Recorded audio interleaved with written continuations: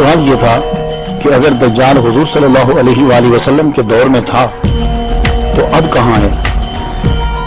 محققین کا خیال ہے کہ دجال جس قوم کا نجات دہندہ ہے وہ اتنی پاورفل ہے کہ زمین کی ایسی چھان بین کر دے کہ جیسے فلٹر جو ہے وہ پانی کی کرتا ہے. وہ دل و جان سے اسے ڈھونڈ رہے ہیں تو پھر بھی کیوں نہیں مل رہا؟ تو اس سے لگتا ہے کہ وہ کسی ایسی جگہ میں ہے کہ جہاں انسانی اپروچ نہیں ہے اور نہ ہی انسانی آلات کی اپروچ ہے.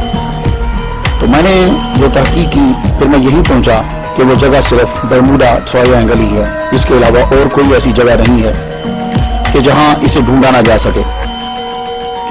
یہ برموڈا پہلے اوقیانوس کے کل 300 جزیروں پر مشتمل ہے. صرف 20 جزیروں پر انسانی مخلوق ہے، انسان ہیں، لیکن وہ بھی بہت کم تعداد میں. اور جو علاقہ خطرناک سمجھا جاتا ہے اسے برموڈا ٹرائنگل کہتے ہیں. برموڈا تکون جو ہے اس کا کل رقبہ 11,40,000 مربع کلومیٹر ہے. اس کا شمالی سرا جزائر برمودا، جنوب مشرقی سرا پورٹو ریکو، جنوب مغربی سرا اس کا میامی ہے، میامی فلوریڈا. آپ جانتے ہیں کہ فلوریڈا کا معنی کیا ہے؟ اس کا معنی ہے اس خدا کا شہر جس کا انتظار کیا جا رہا ہے. یہ جو جگہ ہے 1850 میں یہ برموڈا تکون اور اس کے قریب علاقے میں 50 سے زائد کشتیاں غائب ہو گئی. اکثر ڈوبے ہوئے بحری جہاز امریکی ریاست کے ماتحت تھے. پہلا بحری جہاز جو اس کے اندر ڈوبا 340 افراد لے کر وہ غائب ہو گیا اسی کے اندر. پھر اس کے کچھ عرصے بعد ایک آبدوز 1968 میں 1968 میں 99 افراد کو لے کر غائب ہو گئی اسی جگہ میں. 5 دسمبر 1945 کو تقریباً 2:10 میں امریکی ریاست فلوریڈا کی بیس سے 5 طیارے اڑے تھے. 4 بجے ایک طیارے کا پیغام آیا. پائلٹ بولتا ہے عجیب و غریب صورتحال کا سامنا ہے، میں زمین نہیں دیکھ پا رہا ہوں، میں اپنی جگہ کا تعین نہیں کر پا رہا، ہم فضا میں کہیں گم ہو گئے ہیں. ایئر بیس سے پیغام آتا ہے مغرب کی طرف اڑان جاری رکھو. پائلٹ کہتا ہے مجھے نہیں پتا چلا کہ مغربی سمت کہاں ہے. اور جب وہ یہ میسج پہنچا رہا تھا واپس، اس وقت سورج غروب ہونے کا ٹائم تھا، 4-5 کا ٹائم تھا، تو اس کو سورج دیکھ لینا چاہیے تھا. تو اگر نیویگیشن کام نہیں کر رہے تو سورج غروب ہونے کا وقت تھا، سورج دیکھ کر ہی سمت کا تعین کر لیتے. مگر پائلٹ تعین نہیں کر پائے، آخرکار رابطہ ٹوٹ گیا اور یہ 5 جہاز بھی یہاں کے یہی غائب ہو گئے. ان 5 طیاروں کو تلاش کرنے کے لیے 5 دسمبر شام 7:30 پہ پھر ایک اور طیارہ بھیجا گیا. اس کا کام یہ ہوتا ہے کہ جو جہاز گم ہو جائے اس جہاز کو جا کے تلاش کرو، اور یہ جہاز جو ہے یہ پانی کے اندر بھی اتر جاتا ہے. باوجود اس بات کے کہ یہ مہارت تامہ رکھتا تھا، یہ جہاز جو تلاش کرنے گیا وہ بھی وہاں جا کر گم ہو گیا. میرے خیال کے مطابق یہی دجال کا ٹھکانہ ہے. اس جگہ شیطانی طاقتوں کا مرکز ہے. ایسی مقناطیسی کشش یا برقی لہریں ہیں وہاں جو ہماری بجلی سے 1000 گنا طاقتور ہیں. اور مجھے یہ لگتا ہے کہ دجال جب آئے گا وہ اسی طاقت کا استعمال کرے گا. اور اس طاقت کو، جو طاقت برمودا ٹرائنگل کے اندر ہے، جو لہریں ہیں، ان پر اگر کنٹرول ہو جائے تو آج جو گاڑی آپ اپنے 1960 45 کے اوپر یا 59 پہ چلا رہے ہو، یہ گاڑی 10,000 گنا رفتار کے ساتھ تیز چلنے لگ جائے گی. اس کے سامنے پیٹرول کوئی چیز نہیں، گیس کوئی چیز نہیں، اس کے سامنے بجلی کوئی چیز نہیں. یہ اتنی پاورفل طاقت ہے کہ کوئی جہاز، بحری جہاز ہو، ہوائی جہاز ہو، کوئی بھی جائے، وہ اس کو لہریں اس کو توڑ مروڑ کر چیز کا نام و نشان مٹا کے رکھ دیتی ہے. تو ایک اور اشارہ مجھے ملتا ہے کہ دجال جو ہے وہ اسے برموڈا ٹرائنگل کے اندر ہی ہے. وہ کیسے؟ حضور صلی اللہ علیہ وآلہ وسلم کا فرمان عالیشان ہے کہ شیطان اپنا تخت جو ہے وہ سمندر کے اوپر لگاتا ہے. اور قرآن مجید میں ویسے دجال کا نام نہیں ہے، نہ اس کا ذکر ہے، لیکن یہ مسئلہ اتنا امپورٹنٹ ہے کہ حضور صلی اللہ علیہ وسلم نے اس کو بڑی ڈیٹیل کے ساتھ بیان کیا ہے. لیکن ایک اشارہ ملتا ہے کہ شیطان کا تخت کہاں ہے، وہ اپنا تخت کہاں لگاتا ہے. انہ یراکم هو وقبیلہ من حیث لا ترونہ. یہ ایسی جگہ پہ اپنا تخت لگاتا ہے کہ جہاں سے تم نہیں دیکھ سکتے.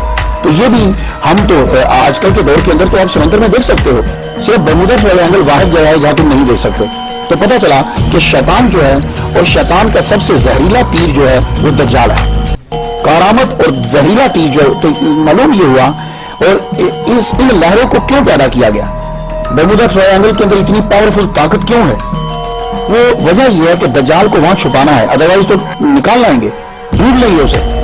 تو یہی. لیکن ایک اور میں ریسرچ کرتے کرتے ایک بات مجھے معلوم ہوئی کہ 2 ڈاکٹر کہتے ہیں کہ ڈاکٹر جیمس اور ڈاکٹر موریس جیسوب कहते हैं ये दो डॉक्टर जो थे इन्होंने बर्मुदा ट्रायंगल के बारे में कुछ जान लिया था। अब पता नहीं बाद में ये मार दिए गए या क्या हुआ, लेकिन खबर ये फैला दी गई कि इन लोगों ने, दोनों डॉक्टरों ने जो है वो खुदकुशी कर ली थी। ध्यान उस बैटर क्या मसला है।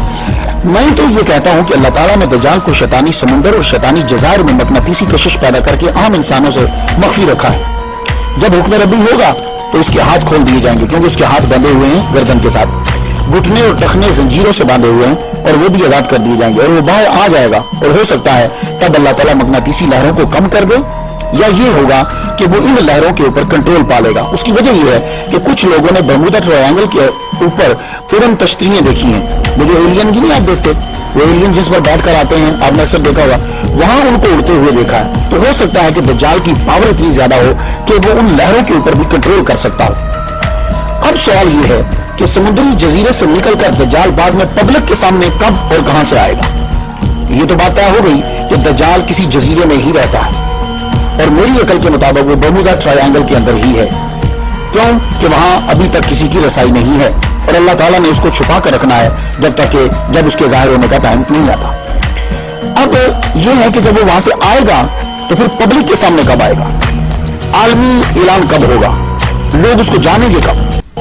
तो दज्जाल के पब्लिक में आने से पहले कुछ अलामात हैं, वो मैं हदीस की रोशनी में आप तक पहुंचाना चाहता हूं, क्योंकि हदीस से बढ़कर हमारे पास कोई यकीनी जरिया जो है वो नहीं है। मुस्नद इमाम अहमद, अबू दाऊद शरीफ, तिरमिज़ी शरीफ में हजरत मुआज़ बिन जबल रज़ियल्लाहु तआला अन्हु से रिवायत है, हज़रत सल्लल्लाहु अलैहि वसल्लम ने फरमाया कि बैतुल मक़दिस की आबादी में मदीना की वीरानी है, मदीना की वीरानी में जंग अजीम, और जंग अजीम का होना कुस्तुनतुनिया की फतह है, जिसके बाद दज्जाल का निकलना है। तो पता यह चला कि मदीना वीरान हो जाएगा, इतना वीरान हो जाएगा मदीना कि वहां जानवर फिरने लग जाएंगे, इंसान मदीना छोड़कर निकल जाएंगे।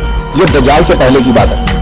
और जब ये मदीना वीरान होगा तो बैतुल मक़दिस जेरूसलम आबाद हो जाएगा, और मदीना की वीरानी के बाद जंग अजीम होगी, कुस्तुनतुनिया फतह होगा, उसके बाद दज्जाल आएगा। ये दज्जाल के पब्लिक में आने से पहले के मैं हालात आपको बता रहा हूं। एक और हदीस हमारी मदद करती है ये जानने की कि दज्जाल के ज़हूर से कबल हालात क्या होंगे।